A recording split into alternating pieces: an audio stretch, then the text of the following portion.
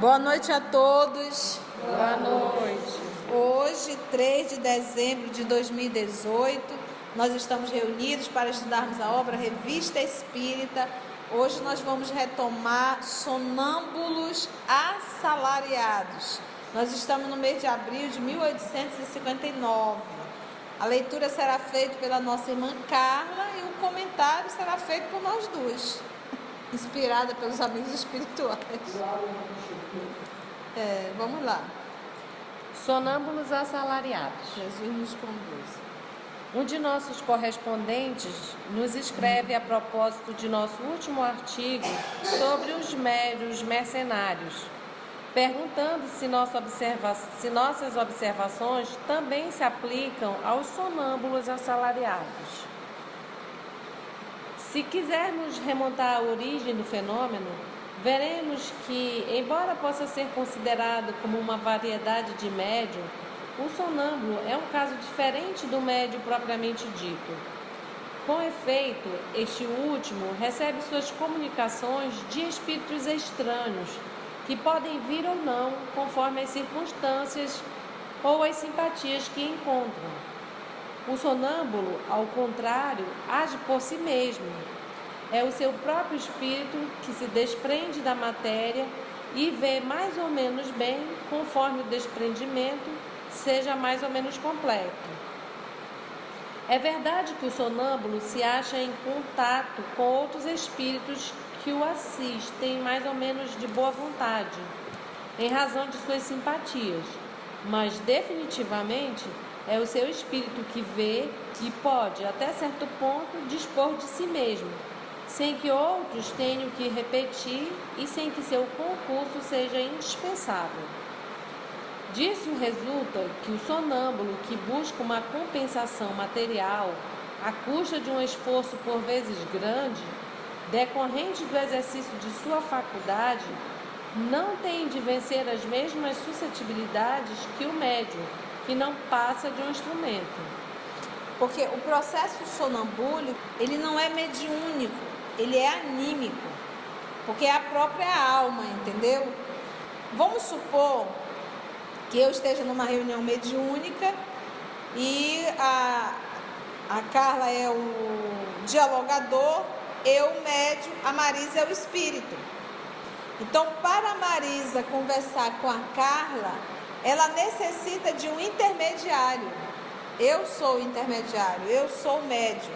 Então, ela precisa usar o meu órgão fonador ou até mesmo me intuir para que eu possa passar as informações para a Carla. Então, por isso eu sou chamado médium. Eu vou mediar um diálogo entre o mundo físico e o mundo espiritual. Num processo sonambúlico não há espírito. A faculdade é da própria alma do médium. Que vamos lá, Alba. Ele diz que um dos nossos correspondentes nos escreve a propósito de nosso último artigo sobre os médiuns mercenários, perguntando se nossas observações também se aplicam aos sonâmbulos assalariados, porque Kardec era totalmente contra a mediunidade paga, até porque na época de Kardec o pessoal fazia show mesmo, o pessoal ia para um teatro, alugava e a pessoa ia demonstrar a mediunidade, mas você pagou para assistir, era um espetáculo. Por isso que Kardec dizia que a mediunidade nunca deveria subir a palcos, apresentação em teatros, que é esse as nossas observações em torno do que está acontecendo no movimento espírita. Esse hábito da pessoa estar fazendo uma prece, daqui a pouco incorpora. Isso passa pelas mídias, pelas redes sociais, todo mundo acaba assistindo, vendo. Alguns ficam galhofando, brincando, tirando sarro, porque não entende. Então eu sou altamente contra. A oração deve ser feita, você pode até receber uma intuição, mas você não precisa se entortar, colocar voz de velho, voz disso, voz daquilo, e acaba virando uma moda. Basta um começar para a presepada se tomar um corpo muito grande. Então nós vamos ver o nosso Chico Xavier várias vezes sendo intuído por Emmanuel e ninguém percebe. porque não precisa dar show, entendeu? E isso acaba virando algo que está virando assim muito corriqueiro. Eu sou altamente contra, tá? Altamente contra. Voltando ao trabalho do próprio Allan Kardec. Então, eles cobravam, eles disseram, então tá, o médium cobra, e o sonâmbulo? Então, no sonambulismo, eu estou aqui acordado, sou uma pessoa normal. Quando eu entro no transe sonambúlico, que pode ser provocado através do magnetismo, ou pode ser natural, o que é o sonambulismo? Não é aquela pessoa que fica andando dentro de casa, não. Eu entro num transe, e eu, espírito, porque eu sou um espírito, mas quando eu estou encarnado, eu sou só uma personalidade, Conceição. Mas quando eu entro num transe, eu, espírito, passo a pensar como espírito. E passo a ver como espírito. Então, não uso mais só os 5 sentidos. Eu passo a usar os sentidos do espírito. Mas o meu corpo passa a ser um instrumento para eu, espírito, não eu, personalidade. Eu, espírito, se comunicar. Ficou complicado? A personalidade é a Conceição. Mas o espírito não é a personalidade Conceição. A personalidade Conceição é um bloco dentro da minha existência, da minha vida espiritual. Então vamos supor que nessa encarnação eu não entenda absolutamente nada de medicina. Mas quando eu estou no estado sonambúlico, eu passo a ter todo o entendimento do organismo. Por quê? Porque eu acesso uma encarnação anterior. Esse é o estado sonambúlico. Pode acontecer também, de repente, o livro dos médiuns retrata, de um jovem, ele entrava num transe e ele olhava e via a patologia no corpo da pessoa. E ele dizia, você está com uma doença no coração, era um raio-x, uma tomografia computadorizada. Mas só em transe mediúnico, só no sonambulismo. Ele acordado, ele não via nada. Para ele ver a doença, não. Agora, para ele dar os nomes específicos, ele tem que ter. Por exemplo, posso dizer, olha, eu vejo uma mancha, um entupimento próximo do seu coração, mas eu não sei dizer os termos. Agora, se eu vejo e digo todos os termos, eu digo, olha, essa alma tem conhecimento na área. Nesse caso do Livro dos Médiuns, ele vê, mas ele não medica. Aí a pessoa pergunta, e qual remédio eu devo tomar? Ele disse, não sei, eu não medico. Aí ele diz, mas tem um doutor fulano de tal aqui ao meu lado e ele está lhe dizendo para tomar um remédio tal. Então, nesse momento, ele viu, foi anímico. Mas no momento em que ele transmitiu a mensagem do médico, passou a ser medianímico, né? Medianímico. Foi mediúnico e anímico. Agora ele acordado, ele nem vê a doença e nem vê o espírito. Então, como ele diz, para eu fazer um trabalho mediúnico e cobrar, eu tenho que contar com os espíritos à minha boa vontade. Mas para o trabalho de sonambulismo, eu não conto com espírito nenhum, é meu espírito mesmo. Por isso que ele está perguntando, e aí, tem algum problema cobrar? Porque o senhor falou lá atrás para cobrar, mas é porque estava usando outros espíritos. No processo sonambúlico, tu não está usando espírito nenhum, tu está só te usando. Não estou escravizando nenhum espírito à minha boa vontade. E aí, eu posso cobrar? Essa é a pergunta. Que alguém que leu a revista, viu o artigo, aí ele levantou essa pergunta. Entenderam? Pode ser espontâneo, como pode ser provocado através do magnetismo. Alguém o induz, entendeu? Alguém o induz. E às vezes acontece espontâneo, a pessoa entra em um transe, ela não sabe nem que horas que ela entra. Pode acontecer a qualquer momento. E ela não lembra. Ela não lembra de nada. Que é a confusão com o médium, que a gente chama médium consciente, né? Parece que ele está num transe sonambúlico. Só que quando eu falar em transe sonambúlico, é um processo anímico, não mediúnico. Ficou claro, gente? Entendeu, Augusta? O médium normal, ele vai estar te intermediando um assunto com o mundo físico. Nesse caso aqui, ele vai dizer, eu estou vendo isso, entendeu? Num caso mediúnico, são várias personalidades se comunicando. Esse é um processo anímico e é um fenômeno raríssimo. Hoje, na nossa época, ele não vai dizer sou eu, mas ele diz assim, lembra que ele está no estado sonambúlico, então ele pensa como espírito. Ele não pensa, por exemplo, se você entra no transe sonambúlico, tu não vai pensar como Nilza, tu vai pensar como espírito. Você não vai estar limitado à personalidade Nilza. Tu vai ampliar a tua personalidade, porque tu vai acessar a tua condição de espírito. Entendeu? Médio sonambúlico, ele não lembra.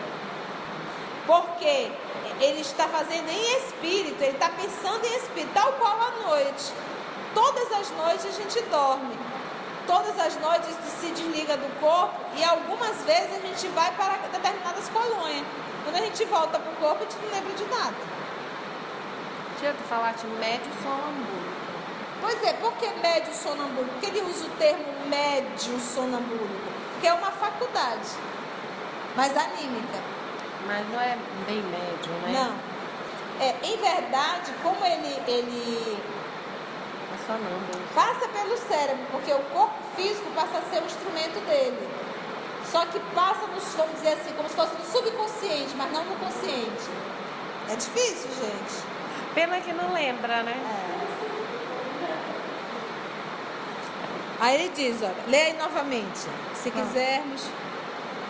quisermos remontar a origem do fenômeno, veremos que, embora possa ser considerado como uma variedade de médium, o sonâmbulo é um caso diferente do médium propriamente dito. Tá vendo? Ele diz, olha, eu posso até chamar de médium, mas é diferente. Olha como Kardec é danado. Não é a mesma coisa. É só uma terminologia, médio sonambúlico, mas ele não tem a mesma característica do médio. Quem vai mais lá um pouquinho? Com efeito, este último... Qual é o último? O sonâmbulo recebe suas comunicações... Não. Quem foi o último? O médio. O médio propriamente dito. Isso. O médio. Este último recebe suas comunicações de espíritos estranhos, que podem vir ou não, conforme as circunstâncias ou as simpatias que encontram. Porque não, lembra que ele está falando aqui de pessoas que cobram. Então eu vou fazer um show, começo a cobrar, mas eu sou um médium. Só que pode ter espírito ou não. Se não tiver espírito naquele dia, eu sou médium, realmente eu sou médium. Mas naquele dia o espírito disse, eu não vou. E ele já cobrou, não vai devolver. E ele já cobrou, o que ele vai fazer? É mentir, Show. mistificar. É isso que o Kardec está dizendo aqui, olha. O médium, o espírito pode vir ou não. Vamos lá. O sonâmbulo, ao contrário, age por si mesmo. Olha aqui, ó, age por si mesmo. Então, um fenômeno o quê? Anímico. Da própria alma. É o seu próprio espírito que se desprende da matéria e vê mais ou menos bem, conforme o desprendimento seja mais ou menos completo. Entendeu? Ele se desprende do corpo, ele afrouxa os laços e consegue ter a visão de espírito, não de personalidade, não de corpo, entendeu? Porque quando eu estou no corpo, eu estou limitada a quanto sentido? Sim. E quando eu estou em espírito, eu não estou limitada mais a 5 sentidos. A primeira coisa, eu enxergo 360 graus. Eu não preciso do ouvido para te escutar. É verdade que o sonâmbulo se acha em contato com outros espíritos que o assistem mais ou menos de boa vontade, em razão de suas simpatias, mas definitivamente é o seu espírito que vê e pode, até certo ponto, dispor de si mesmo, sem que outros tenham que repetir e sem que seu concurso seja indispensável. Disso resulta que o sonâmbulo que busca uma compensação material, Ou seja, que cobra, tá, gente? à custa de um esforço por vezes grande, decorrente do exercício de sua faculdade, não tem de vencer as mesmas suscetibilidades que o médium, que não passa de um instrumento. Então ele diz assim, olha, o médium é um instrumento, já o médium sonambúlico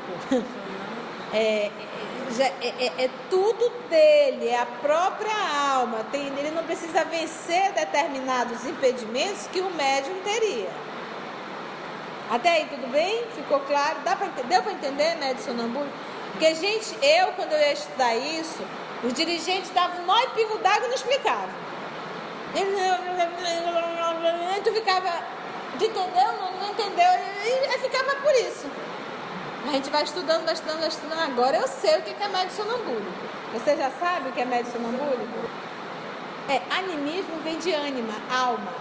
É um fenômeno anímico da própria alma. Todo fenômeno da própria alma. O grande lance é que a palavra animismo, ela ficou vulgarizada. Então as pessoas usam animismo para tudo.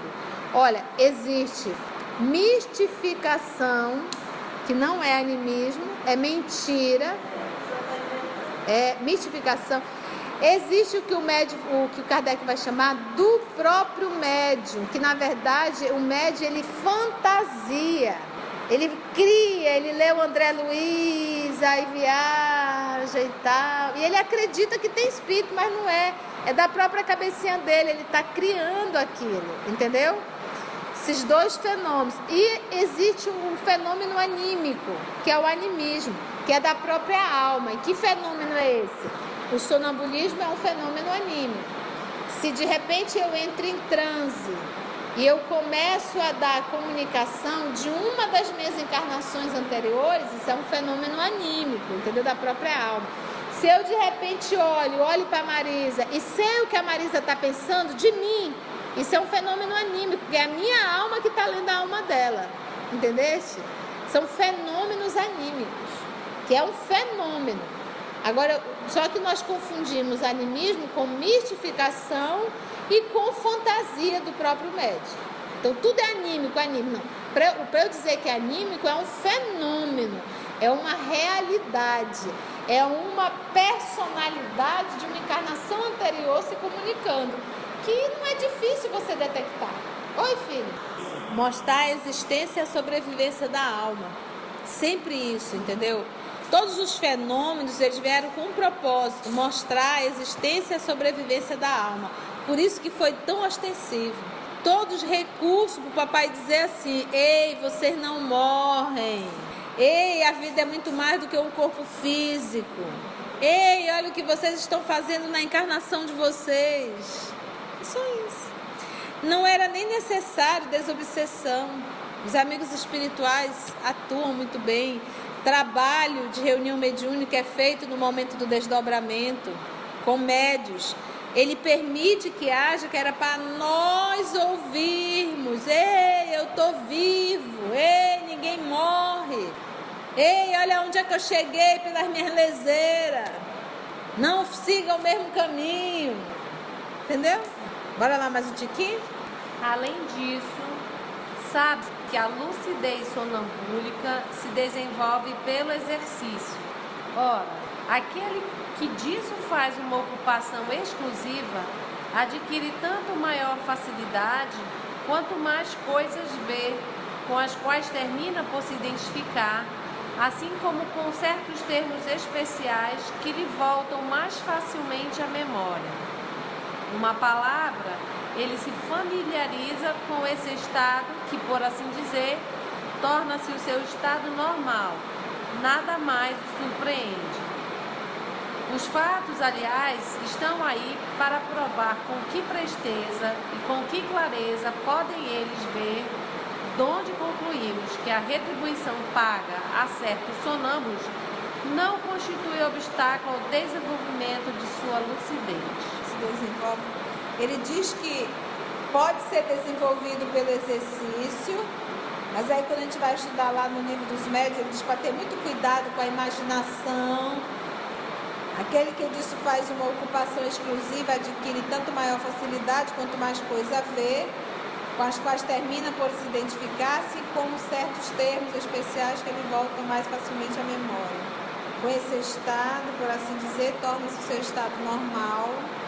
Porque o que acontece? À medida que a criatura vai exercitando, acaba acontecendo que ela está aqui acordada e ela passa a enxergar, entendeu? Ela, é como se ela estivesse em dois mundos ao mesmo tempo. Ela está no mundo físico e no mundo espiritual. Só entrar num transe. Que difere do médio vidente. O médio vidente, ele está aqui acordado, ele está aí, ele enxerga tudo. Entendeu? Então, às vezes, a pessoa dá aquela concentrada e já passa a enxergar. Só tem que ter cuidado, porque pode ser... Como é que eu vou saber que o sangue está na cabeça? As coisas têm que estar comprovadas. Tem que haver. De repente, você está aqui e alguém diz assim, a tua mãe caiu. Tu vê a imagem, tua mãe caiu. Mamãe, pelo amor de Deus, não cai não, viu? É só brincadeira. Não diz a mamãe não. Tua irmã caiu. Aí eu vi aquilo. Aí eu vou ali, oi, tá tudo bem? Tá tudo bem. Aconteceu alguma coisa? Não, tá todo mundo bem. Ninguém caiu. Não, tá pronto. Ou seja, é coisa da minha cabeça. Então a gente tem que ir fazendo o link para saber se aquilo é autêntico ou não. Bora lá.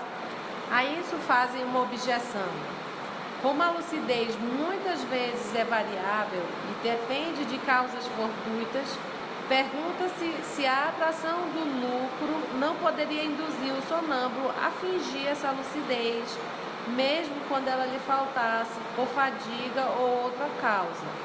Inconveniente que não ocorre quando não há interesse em jogo. Olha aqui, né? Tá vendo? O primeiro ponto. Isso, olha, se a pessoa cobra, se ela estiver cansada, ela pode inventar.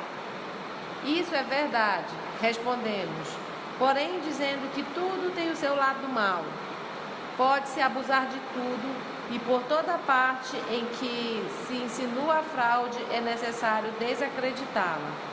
O sonâmbulo que assim agisse faltaria com a lealdade, o que infelizmente se encontra também nos que não dormem. Com um pouco de hábito, podemos percebê-lo facilmente e seria difícil enganar por muito tempo um observador experimentado. Nisso, como em todas as coisas, o essencial é nos assegurarmos do grau de confiança que merece a pessoa a qual nos dirigimos. Se o sonâmbulo não assalariado não oferece esse inconveniente, não se deve supor que sua lucidez seja infalível. Como qualquer outro, ele pode enganar-se caso esteja em más condições. A esse respeito, a experiência é o melhor guia. Em resumo, não preconizamos ninguém. Chegamos a constatar notável serviço por uns e por outros. Nosso objetivo era somente provar que se podem encontrar bons sonâmbulos numa e noutra daquelas condições. A pessoa até cobra, mas é um bom sonâmbulo, né? Dá pra gente finalizar isso? Então vamos só finalizar. Aforismos espíritas e pensamentos avulsos. O que é aforismo? Vamos lá então. Aforismo, vai lá. Aforismo é uma máxima que exprime uma norma de conduta ou um preceito moral. Tipo um dito, um ditado. Normas, né? Regras. Aforismos espíritas e pensamentos avulsos. Os espíritos se encarnam homens ou mulheres porque não têm sexo. Mas vem de novo o assunto. Olha, se a gente não aprender dessa vez, né? Os espíritos se encarnam homens ou mulheres porque não têm sexo. Como devem progredir em tudo, cada sexo, como cada posição social, lhes impõe provas e deveres especiais. Bem assim, ocasião de adquirir experiência. Aquele que fosse sempre homem não saberia senão o que sabem os homens. Primeira regra, e uma das regras, né? É uma condição para progredir. É matéria, português, matemática. É exatamente isso. É uma matrícula. É para a gente aprender. Eu tenho que aprender a docilidade de uma mulher e eu tenho que aprender a racionalidade de um homem, que é para eu ter o equilíbrio. Por exemplo, Jesus, que é o modelo e guia, ele tem um equilíbrio perfeito. Ele sabe ser terno, doce como uma mulher, e ele sabe ser enérgico como um homem. Então ele aciona os dois, porque ele tem um perfeito equilíbrio. Por exemplo, você vai ver às vezes mulheres, mas que tu jura que é um macho. Ela é mulher, ela casou, ela é mãe, mas é um machão. Ela vai fazer cara de uma menina, ela faz assim, toda troca o gás, ela vai, empurra, faz aquilo. Então aí fica notório que é um espírito masculino reencarnando no corpo feminino. E às vezes você encontra homem que até para pegar no corpo faz assim, né? E é um homem. Se ele não casa com uma mulher macho, a casa vai cair aos pedaços. Porque ele não toma atitude de nada. Então é um macho, mas com uma alma feminina. E que está aprendendo a lidar. E às vezes você tem mulher que é fêmea. Chega e irrita. Mulher chata. Então com certeza essa criatura vai ter que encarnar várias vezes no corpo masculino, que é para aprender. Então, em verdade, o propósito é manter o equilíbrio entre os dois. Já que o espírito não tem sexo, ele tem essas forças dentro dele, né? E se não souber usar, fica...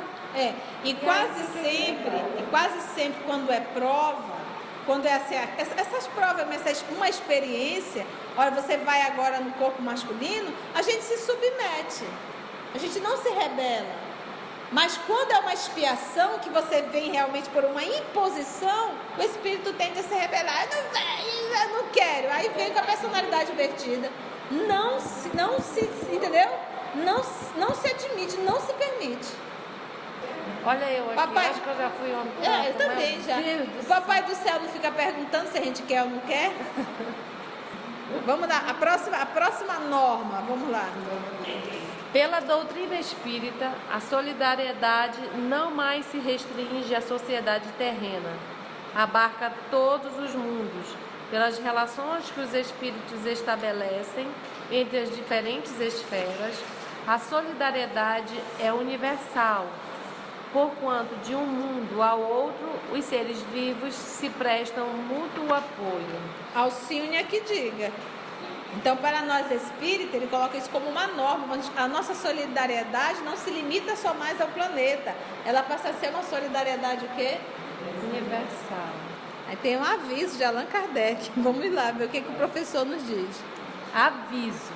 Incessantemente recebemos cartas de nossos correspondentes pedindo-nos a história de Joana d'Arc, heroína francesa, e a de Luís XI, das quais publicamos extratos, bem como álbum de desenhos do senhor Victorien Sardou. É aquele médio, lembra? Lembramos aos nossos leitores que a história de Joana d'Arc está completamente esgotada, que a vida de Luís XI, bem como a de Luís IX, ainda não foram publicadas. Esperamos que o sejam um dia, e então será para nós um prazer anunciá-las em nossa coleção. Até lá, qualquer pedido dessas obras não alcançará o seu objetivo. O mesmo se dá com o álbum do senhor Sardou. O desenho que publicamos da casa de Mozart é o único que se encontra à venda na casa do senhor Ledoyan. Não insista, por favor, que nós recebemos mensagens do além e não mandamos de volta. Eu não conheço a história de Joana d'Arc. Acho que até tem lá na fundação, vou dar uma olhada. Vamos dar uma paradinha aí, gente? Então agradecemos a Jesus e até o próximo encontro.